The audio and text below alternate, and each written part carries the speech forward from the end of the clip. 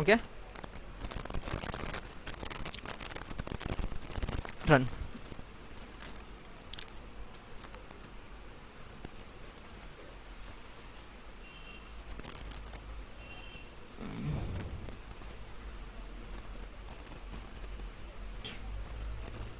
आ गया default to click.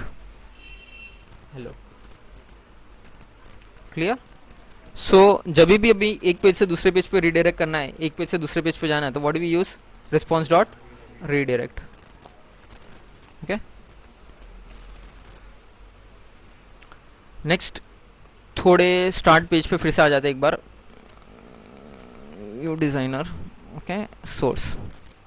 अब ये सारा कोड थोड़ा अंडरस्टैंड कर लेते हैं कि क्या मतलब होता है। ये जो दिया हुआ है ना ऊपर का कोड, ओके, ये जो येलो में दिख रहा है ब्रैकेट परसेंट, उसको बोलते हैं डिलिमिटर्स। क्या बोलते हैं? Delimiters. Why this is needed? whenever you want to write your C# या ASP.NET code within the HTML code, whenever you want to write ASP.NET या C# code within HTML के साथ में लिखना है, we use a delimiter। Delimiter से browser को पता चलता है कि ये अभी आगे आने वाला जो कोड है वो क्या है, ASP.NEट या सर्वर साइड कोड है। क्लियर। सो यहाँ पे फर्स्ट है डिलिमिटर है, तो ब्राउजर को पता चलेगा कि the following is not a HTML code, ये कोई सर्वर साइड कोड है। जब भी डिलिमिटर आएगा ना, मतलब क्या, it is a server side code. Right now we are learning ASP.NET, इसलिए हम ASP.NEट या C#, लेकिन कोई भी server side scripting language learn करो, maybe PHP, JSP, Java server pages, सब में डिलिमिटर का कंसेप्ट आता है। डिलिमिटर क्या बोलता है ब्राउजर को कि इसके बाद डिलिमिटर अगर आ गया ना, उसके बाद जो कोड आएगा ना वो HTML कोड नहीं है, वो क्या है, सर्वर साइड कोड है। ओके, डिलिमिटर सिर्फ इसके अंदर नहीं आता, सब में आता है। जो भी सर्वर साइड स्क्रिप्टिंग लैंग्वेज होगी ना, सारों में आएगा। ओके, ASP.NEट में डिलिमिटर्स डिनोट करते हैं using less than sign and percent. PHP में less than and question mark है। ओके, सो हर एक लैंग्वेज को डिफर करता है, बट फंडा याद रखना कि डिलिमिटर्स क्या इंडिकेट करता है कि जो भी फॉलोइंग कोड आएगा it is not an HTML code. Next है डिलिमिटर, ये होता है डायरेक्टिव का नाम, और डायरेक्टिव का नाम क्या है, पेज। अब पेज के अंदर लैंग्वेज कौन सा यूज कर रहे हैं हम? C#, बिकॉज हमने सिलेक्ट किया था visual C#। If you have selected visual basic, then यहाँ पे क्या आता था, VB। क्लियर। अगर VB सिलेक्ट किया था तो यहाँ पे जो भी एक्सटेंशन होता है ना, यहाँ पे .cs हो रहा था, तो वहाँ पे .VB हो जाता था। Clear. Auto event wire up equal to true, इसका मतलब क्या होता है मालूम है? ASP.NEट का एक फंक्शनलिटी है या एक फीचर बोल सकते हो कि जो भी चीजें होती है ना, वो ऑटोमेटिक कुछ नहीं होगा, हर एक कुछ ना कुछ एक इवेंट के ऊपर डिपेंड होता है। Everything is dependent on event. मैंने बटन पे क्लिक किया तब जाके वो दूसरे पेज पे गया और उसने हेलो डिस्प्ले किया। ठीक है, तो जो भी चीज होगी ना वो किसके ऊपर होता है? इवेंट के ऊपर। इसलिए ऑटो इवेंट वायर अप मतलब automatic event true. Next is a code file. Okay, ये मैंने क्या बोला था, थोड़ा HTML रिलेटेड फाइल था। इसका करस्पॉन्डिंग कोड फाइल का नाम क्या है? default.aspx.cs। Inherits equal to underscore default, मतलब क्या, ये वाला पेज किसको इनहेरिट करता है? इनहेरिटेंस अंडरस्कोर डिफॉल्ट को। समझा ये फंडा? ओके, अब इसके कोड फाइल में, अब ये जो भी कोड आता है ना, ये सारा doc type HTML public equal to, ये आप कोई भी वेबसाइट वेब डिजाइनिंग के कोई भी सॉफ्टवेयर यूज करो, ड्रीम वीवर ले लो, फ्रंट पेज ले लो, कोई भी ले लो, लेटेस्ट सॉफ्टवेयर जो भी होंगे ना, सब में ये वाला लाइन होगा, dock type HTML public W3C। इसका मतलब क्या होता है? ये क्या, एक स्टैंडर्ड है, वेब डिजाइनिंग का क्या है, एक स्टैंडर्ड है जो कि आपको फॉलो करना पड़ता है। फॉर एग्जाम्पल, हम नॉर्मल नोटपैड में HTML लैंग्वेज आता है, आई एग्री, ठीक है। HTML में हम कैसे भी टैग वगैरह लिख लेते हैं, कैपिटल स्मॉल केस कैसे भी लिखते हैं, वो चलता है। क्यों? क्योंकि हम कभी ये लाइन उसमें इंक्लूड नहीं करते हैं। ठीक है, whenever we include this line, ठीक है, तो हमें वो सारे रूल्स फॉलो करने पड़ते हैं। रूल्स क्या होते हैं? All the text should be in small case letters. Okay, attribute के जितने भी वैल्यूज होंगे वो डबल कोट्स में आने चाहिए। एट्रीब्यूट्स की वैल्यू मतलब क्या, ID यहाँ पे क्या हुआ, एट्रीब्यूट हुआ, और इसका form1 क्या हुआ, उसका वैल्यू हुआ, तो ये डबल कोट्स में आने चाहिए। अगर कोई टैग ओपन कर रहे हो तो उसका करस्पॉन्डिंग क्लोजिंग भी होना चाहिए। ठीक है, प्रीवियस HTML में ये सब चलता था, हम ओपन करते थे, क्लोज नहीं करते थे, चल जाता था। लेकिन if we are including this standard, तो ये सब चीजें नहीं चलेंगी, it will give an error. Okay, next is view code. Okay, now view code पे आ जाओ. This is a C sharp code पूरा.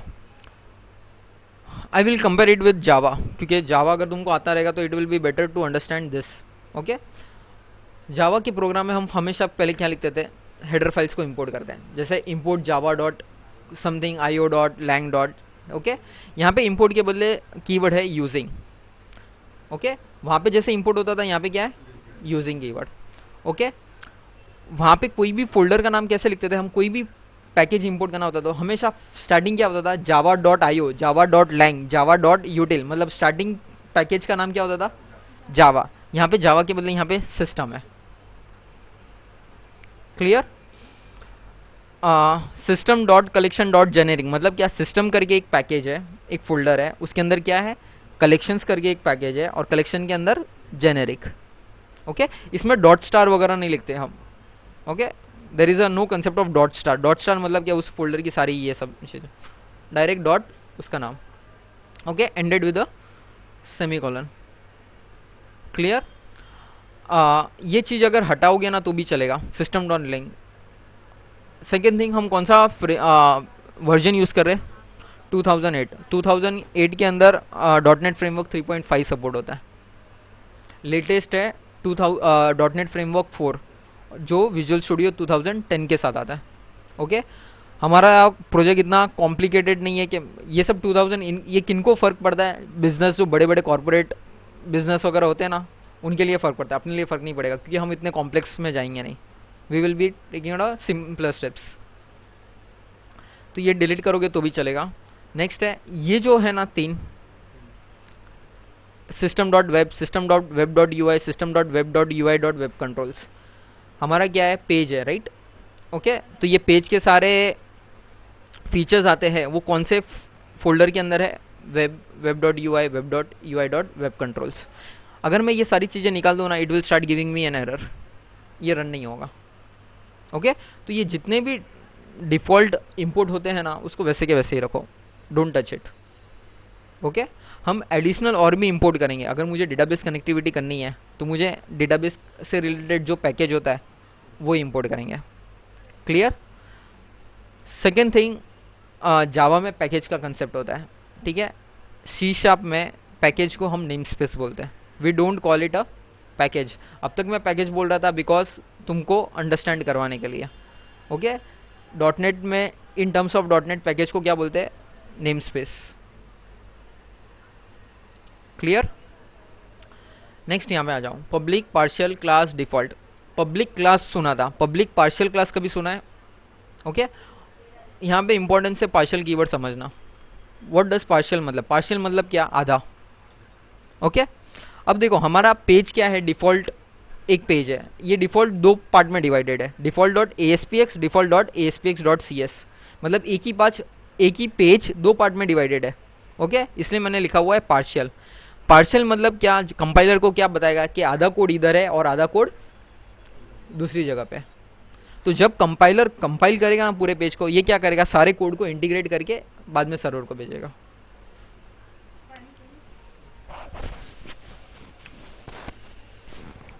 ओके, यहां पे कोलन मतलब इनहेरिटेंस. इट इनहेरिट्स कौन, किसको इनहेरिट करता है, system dot web dot U I dot page. Okay, ये ग्रीन कलर में है because it indicates class. Page करके क्या है, एक क्लास है. यहां तक क्या था, सारे फोल्डर्स या पैकेज या नेम स्पेस में बोल सकता था. डॉट पेज मतलब क्या, यूआई नेम स्पेस के अंदर पेज करके एक क्या है, क्लास है.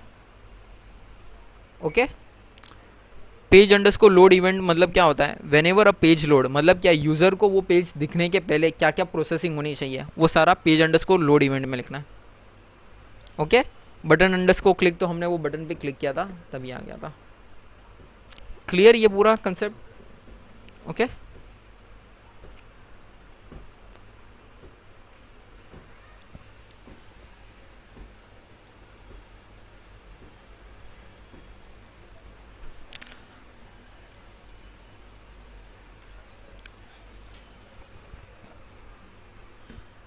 अब हम बता दें कि फॉर्म कैसे बना दे इसके अंदर.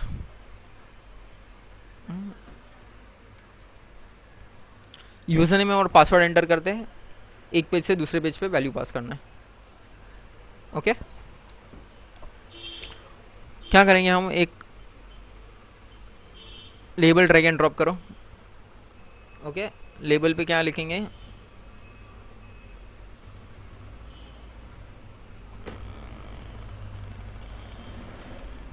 User name.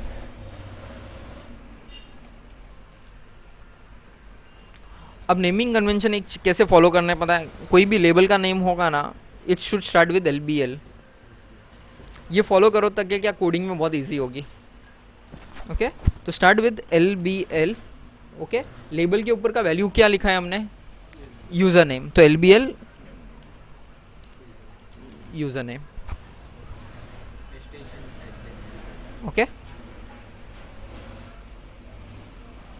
इसके आगे हमारे क्या चाहिए, एक टेक्स्ट बॉक्स चाहिए। तो टेक्स्ट बॉक्स का नेमिंग कन्वेंशन कैसे करना है कि स्टार्ट विद TXT। ये टेक्स्ट बॉक्स किसके लिए बनाया गया है, यूजर नेम, तो TXT यूजर नेम दे दो।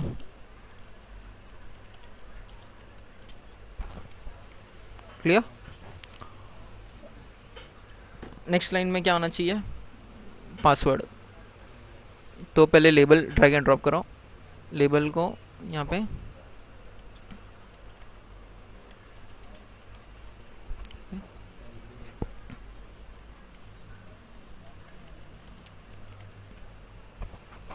ओके,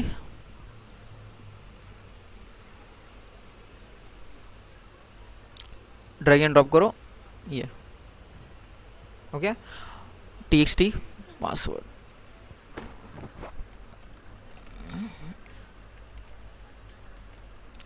अब जब भी पासवर्ड क्या होता है, जैसे हम टाइप करेंगे वो चीज दिखनी नहीं चाहिए, there should be dot dot dot dot. ठीक है, तो इसका property, there is a property called text mode. Okay, it whether it is a single line, multi line और अ पासवर्ड, तो set it to a password. Clear. तो जब आप run करो अभी इतना बना के,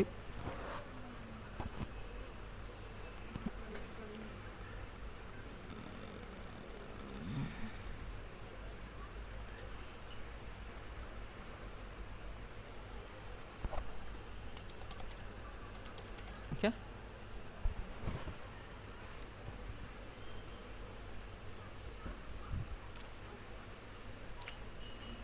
next there should be a submit button.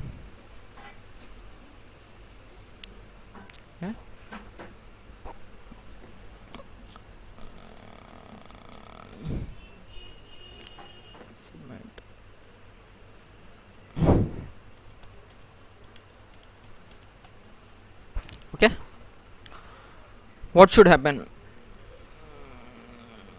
Submit button पे जैसे ही मैं क्लिक करूंगा, जो भी यूजर ने एंटर किया है वो दूसरे पेज में जाके डिस्प्ले होगा। दैट इज अ बेसिक फंडा।